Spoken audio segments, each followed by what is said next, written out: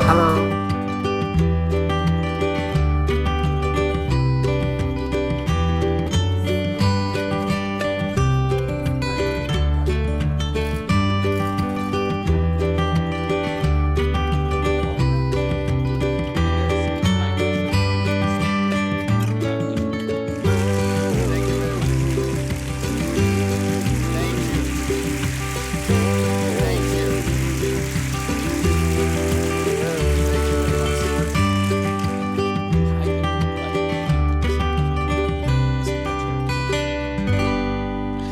Grameen Bank is subtitled as a bank for the poor.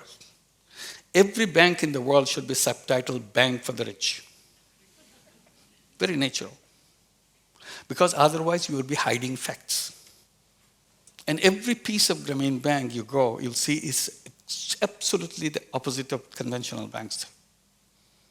They go to the rich, I go to the poor. They go to men, I go to women. They work in the city center, I go to villages. Conventional banks require their customers come to their office to do the business. We dismissed it right from day one. We took the policy, people should not come to the bank, bank should go to people.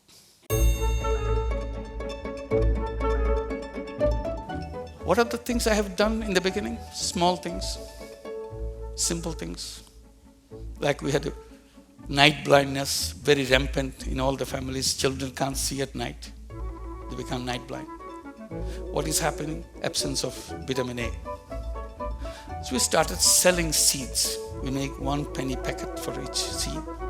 Started selling as a business. As Grameen Bank grew, our seed business grew.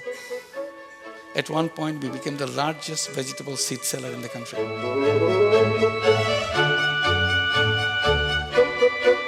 One thing we did about 20 years back, this is jumping many, many years. Bangladesh doesn't have electricity. Villages are dark after sunset. Kerosene lamps comes up. 70% of the people of Bangladesh don't have electricity. So I said, maybe we should do something different. Maybe we should bring solar energy. 20 years back in Bangladesh, solar energy was not quite known. 18 years later, 2 years from now, we came to a point where we are selling 1,000 solar home systems per day. And by that time, we had 1.6 million homes with solar home system. And in the process, people started looking at us, you are the largest off-grid solar system in the world.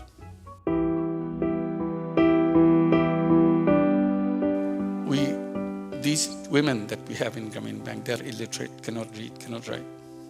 So we wanted to make sure their children do not repeat this. This will be the last generation. Their parents will be the last generation of illiteracy. New generation will be literate, educated, and all. So we encourage, make sure every child goes to school. We succeeded, 100% children going to school. And many wanted to go to colleges after they've gone through this high school. We said, don't stop, because they were stopping because they need money. We don't stop, we'll give you the loan, education loan from Grameen Bank, very cheap, don't have to worry. So we do that. Many have done graduation, many have done PhDs, many are doing professional doctors, engineers, and so on. But new problem emerged. They have no jobs. That's a shame on you. Your mother is a Grameen Bank borrower. 25 years back, 30 years back, she joined Grameen Bank. When she first got this $30 loan, she was trembling. Tears were rolling down her eyes. She could not believe anybody could give her such an enormous amount of money. And she took this money and worked hard to make sure every penny is paid back with interest. And she ran a business. And since then, she is running business and expanding business, taking loan after loan. 30 years of that history. And she sent you to schools, you went to universities, you did your degree, and you are telling me you are not as good as your illiterate mother. What kind of education is that?